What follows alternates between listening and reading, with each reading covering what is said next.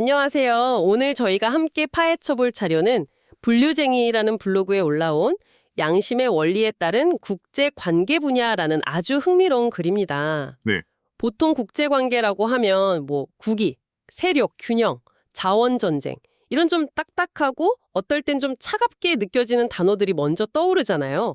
그렇죠. 아주 현실적인 단어들이죠. 그런데 이 글은 양심이라는 어떻게 보면 가장 인간적인 개념을 가지고 이 거대한 국제관계판을 분석하고 있더라고요. 네, 맞습니다. 저도 처음 보고 굉장히 신선하다 이런 생각을 했어요. 양심의 6대 원리라는 틀을 제시하고 우리가 아는 외교, 무역, 국방 같은 분야들을 여기에 하나씩 대입시키고 있거든요. 맞아요. 기존의 현실주의적 분석이랑은 결이 완전히 다른 거죠. 네, 그래서 오늘 저희의 미션은요.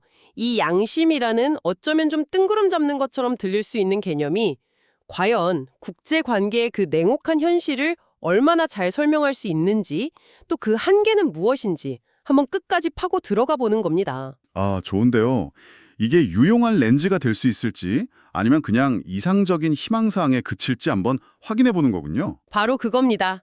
자, 그럼 첫 번째 원리부터 시작해 볼까요? 네, 첫 번째 원리는 깨어 있음이고요. 여기에 연결된 분야는 종교와 철학입니다. 깨어있음과 종교 철학. 사실 국제관계 최전선에서 바로 떠오르는 분야는 아닌데요. 그래서는 올바른 종교와 철학은 모든 인간의 마음을 편안하게 하고 지혜를 발전시킨다고 하는데 이게 국가 대 국가의 관계에서는 어떻게 적용되는 걸까요? 바로 그 지점이 이 분석의 핵심입니다. 한 국가가 가진 철학이나 핵심 가치가 국제사회에서 어떻게 보이지 않는 힘, 그러니까 아, 소프트 파워로 작동하는지를 보여주는 거죠. 이게 바로 국제정치학자 조제프 나이가 말한 소프트 파워의 본질이거든요. 군사력이나 경제 제재 같은 하드파워 말고요. 그렇죠. 그런 것과는 달리 국가가 가진 매력적인 문화나 정치적 가치로 상대방이 자발적으로 따르게 만드는 힘, 그겁니다. 아, 그렇군요. 그러니까 한 국가의 정신적인 중심축, 뭐랄까, 국가의 영혼 같은 것이 다른 나라에 매력적으로 보이면 그 자체로 영향력이 된다, 이런 말씀이시군요. 정확합니다. 예를 들어서 자유, 민주주의, 인권 같은 가치를 국가의 핵심 철학으로 삼고 일관되게 행동하는 국가는 다른 나라들에게 하나의 롤모델이 될 수 있겠네요? 정확합니다. 그 철학적 깊이가 국제사회에서 신뢰의 기반이 되는 겁니다.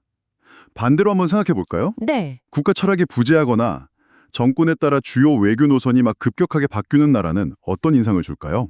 음, 예측하기가 어렵죠. 신뢰하기 힘든 파트너로 보이겠네요? 바로 그겁니다. 결국 깨어있음이라는 건 우리나라는 어떤 가치를 위해 존재하는가라는 근본적인 자기인식을 갖는 것이고요. 이게 국제사회에 던지는 일관된 메시지가 되는 셈이죠. 한 국가의 철학이 그 나라의 정체성이자 브랜드가 되는 거군요. 와, 흥미롭습니다. 그런데 그 철학이 진짜인지 아닌지는 뭘로 증명할 수 있을까요? 아, 여기서 자연스럽게 두 번째 원리로 넘어가는 것 같습니다.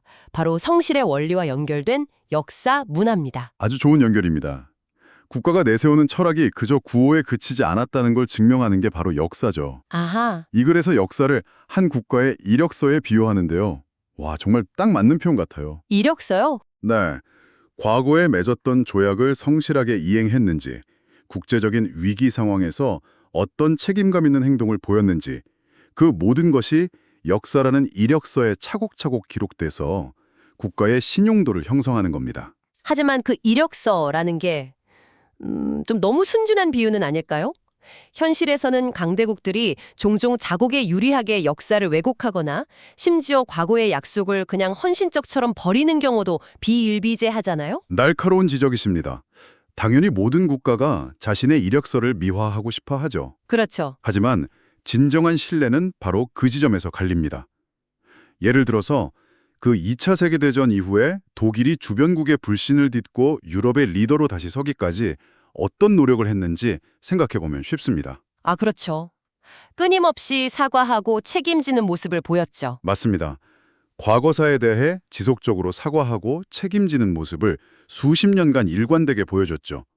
그 이력서에 반성과 성실의 기록을 스스로 그리고 아주 고통스럽게 추가한 겁니다. 네, 그런 노력이 있었기에 오늘날 독일의 발언에 무게가 실리는 것이고요. 그렇군요. 결국 역사는 쓰는 게 아니라 증명해내는 것이라는 의미네요. 자, 그럼 함께 묶여있는 문화는 어떤 역할을 하는 걸까요? 역사가 과거의 기록이라면 문화는 현재 사람들의 마음을 움직이는 힘인가요? 네, 맞습니다. 문화는 국가의 매력을 보여주는 가장 효과적인 창구라고 할 수 있죠. 아, 케이팝이나 한국 영화 같은 거요? 바로 그거죠. 그걸 좋아하게 된 외국인이 한국이라는 나라 자체에 호감을 갖게 되는 걸 생각해 보시면 됩니다. 이런 문화적 호감은 국가 간의 정치적 갈등이 생겼을 때 일종의 완충제 역할을 하기도 하고요. 경제 관계에서도 보이지 않는 윤활유가 되어줄 수도 있겠네요. 자, 그럼요. 성실하게 갖고 온 좋은 문화가 그 자체로 강력한 외교 자산이 되는 셈입니다. 자, 그럼 국가의 철학도 있고 역사와 문화를 통해 성실함도 증명했습니다. 이제 현실 세계에서 움직여야 할 텐데요. 여기서 세 번째 원리, 지혜와 정보가 등장합니다. 네, 다른 국가들의 정확한 정보를 얻어 세계 정세의 흐름을 파악하고 자국의 정보는 방어하여 국익을 지킨다. 딱 정보기관의 역할이 떠오르네요. 맞습니다. 하지만 여기서 주목할 점은 이 글이 단순히 정보라고 하지 않고 지혜라고 표현했다는 겁니다. 아, 현대사회는 정말 정보의 홍수 시대잖아요. 매일 쏟아지는 수많은 정보와 가짜 뉴스 속에서 진짜 의미 있는 정보를 가려내고 그 조각들을 연결해서 세계의 흐름, 그러니까 거대한 패턴을 읽어내는 통찰력. 그것이야말로 진정한 지혜라는 거죠. 아, 정보는 그냥 흩어져 있는 구슬이고 그 구슬을 꿰어 보석 목걸이로 만드는 능력이 바로 지혜다. 뭐 이런 말씀이시군요. 정확한 비유입니다. 단순히 다른 나라가 미사일을 몇 개 가졌는지 아는 수준을 넘어서 그렇죠. 그들이 왜 그런 행동을 하는지, 앞으로 국제 정세가 어떻게 흘러갈지 예측하는 능력. 그게 국가의 생존에 직결되겠네요. 바로 그겁니다. 그래서 정보기관의 역할은 단순히 정보를 수집하는 스파이 활동에 그치는 게 아니죠. 수집된 정보를 분석하고 가공해서 정책 결정자에게 가장 현명한 선택지를 제공하는, 뭐랄까, 국가적 지혜의 산실이라고 볼 수 있는 겁니다. 동시에 우리 정보가 새어 나가지 않게 지키는 것도 중요하고요. 물론입니다. 그건 역시 지혜로운 방어 행위의 일부죠. 이렇게 정확한 정보로 상황을 파악하는 지혜가 준비되었다면 그 다음은 이걸 어떻게 활용해서 다른 나라들과 관계를 맺느냐의 문제겠죠. 바로 여기서 네 번째 원리, 예절과 외교의 역할이 등장하는군요. 네. 외교를 예절이라는 키워드로 설명한 점이 아주 신선하면서도 본질을 꿰뚫고 있습니다. 저도 그게 인상적이었어요. 외교 무대에서의 언어, 의전, 협상 태도 같은 것들은 단순히 형식적인 절차가 아니거든요. 그 자체가 상대방에 대한 존중을 표현하는 방식이고 신뢰를 쌓아나가는 과정이죠. 맞아요. 사소한 의기전 실수 하나가 국가 정상의 심기를 건드려서 회담 전체를 망치는 경우도 실제로 있다고 하더라고요. 그럼요. 비일비재합니다. 특히 이 글의 문장이 인상 깊었습니다. 전쟁을 끝낼 수 있는 것은 외교이기 때문에 전쟁 중이더라도 외교는 유지되어야 한다. 이건 극한의 갈등 상황에서도 대화의 끈을 놓지 말아야 한다는 뜻이겠죠. 그렇습니다. 그것이야말로 국가 간 예절의 정점이라고 할 수 있습니다. 아무리 격렬하게 대립하고 총뿌리를 겨누고 있더라도 상대를 대화 파트너로 인정하고 소통의 가능성을 열어두는 태도. 아, 이것이 바로 전쟁을 멈추고 평화를 만들 수 있는 유일한 길이라는 통찰입니다. 외교 채널을 스스로 닫아버리는 건 문제 해결의 가능성 자체를 그냥 걷어차버리는 가장 무례하고 위험한 행동이라는 의미를 담고 있는 거죠. 알겠습니다. 그런데 외교만으로는 모든 걸 해결할 수 없겠죠. 국가 간의 이해관계는 결국 경제적인 부분에서 가장 첨예하게 드러나니까요. 맞습니다. 다섯 번째 원리는 정말 의외의 조합입니다. 사랑의 원리와 무역입니다. 솔직히 사랑과 무역은 제가 평생 같이 떠올려 본 적 없는 단어 조합이거든요. 하하, 그렇죠. 낭만적인 감정이라기보다는 상호 이익과 의존을 통해 서로를 이롭게 하는 그 공존 공영의 정신으로 해석해야 합니다. 공존 공영이요? 네. 무역은 단순히 물건을 사고 파는 제로섬 게임이 아니라는 거죠. 각국이 가진 비교 우위, 즉 더 잘하는 것을 교환해서 양쪽 모두의 삶을 더 풍요롭게 만드는 과정이라는 겁니다. 아, 내가 가진 것을 나눠주고 내게 부족한 것을 상대방에게서 채우는 행위, 서로에게 없어서는 안 될 존재가 되어가는 과정으로 보는 거죠. 내가 반도체를 잘 만드니 너에게 주고 네가 석유가 많으니 나에게 달라. 그래서 우리 국민 모두가 더 풍족하게 살게 된다. 이렇게 보면 서로를 필요로 하고 의존하게 되니 사랑이라는 표현도 아주 틀린 말은 아니겠네요. 그게 이 프레임워크가 보는 이상적인 관점이죠. 하지만 네. 현실에서는 이 사랑이 아주 쉽게 깨지거나 심지어 무기가 되기도 합니다. 아, 무기가 된다고요? 네. 예를 들어 미중 무력 전쟁을 보세요. 수십 년간 서로에게 가장 중요한 무역 파트너로서 경제적으로 깊이 얽혀 있었지만 국가 안보나 기술 패권 문제가 끼어들자 그 상호 의존성이 오히려 상대의 목을 조르는 무기가 되어버렸습니다. 아, 그렇죠. 반도체 공급망을 통제하고 히토류 수출을 제한하는 식으로요. 맞습니다. 아, 그렇군요. 사랑이 깊어질수록 이별했을 때 상처가 더 큰 것과 좀 비슷한 이치일까요? 경제적 의존도가 높을수록 관계가 틀어지면 더 치명적인 타격을 입힐 수 있는 카드가 된다는 거네요. 목표를 사랑이라는 단어로 보여주지만 그 과정의 복잡성이나 관계가 악화되었을 때 위험성까지는 담아내지 못하는 한계가 있다고 볼 수 있습니다. 이상과 현실의 차이죠. 자, 이제 마지막입니다. 외교와 무역이라는 평화적인 수단이 모두 실패하고 국가의 생존이 위협받는 최후의 상황. 여기서 6번째 원리인 정의와 국방이 등장합니다. 네.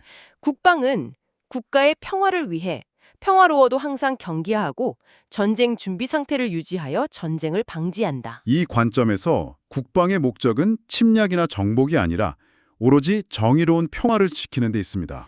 정의로운 평화. 네. 여기서 정의란 외부의 부당한 침략이나 위협으로부터 우리 국민의 생명과 재산을 보호하고 국가의 주권을 수호하는 것을 의미하죠.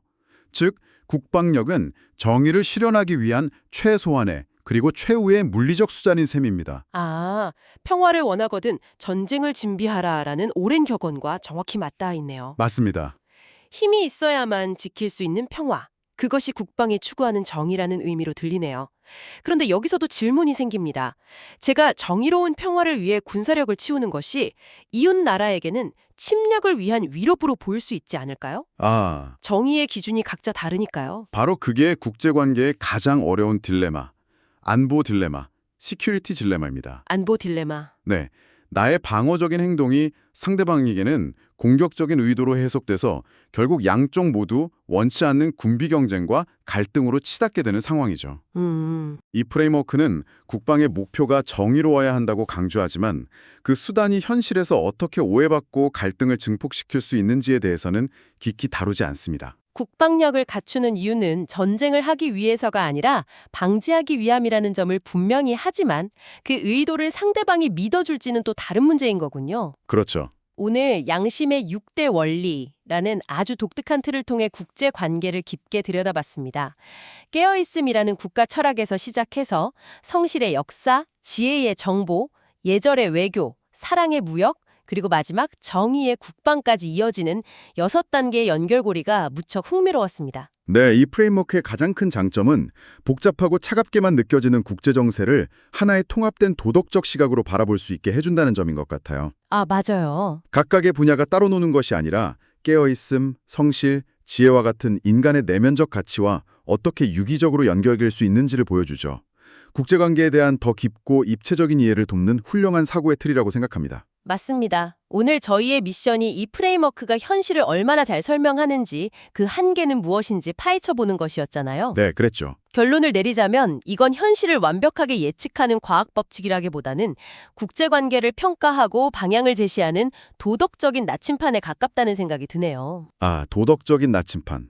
좋은 표현입니다. 현실의 무역전쟁이나 안보 딜레마 같은 복잡상을 모두 담아내지 못하지만 그럼에도 불구하고 국가들이 어떤 가치를 지향해야 하는지를 명확하게 보여준다는 점에서 큰 의미가 있었습니다. 오늘 탐구는 여기서 마무리하겠습니다.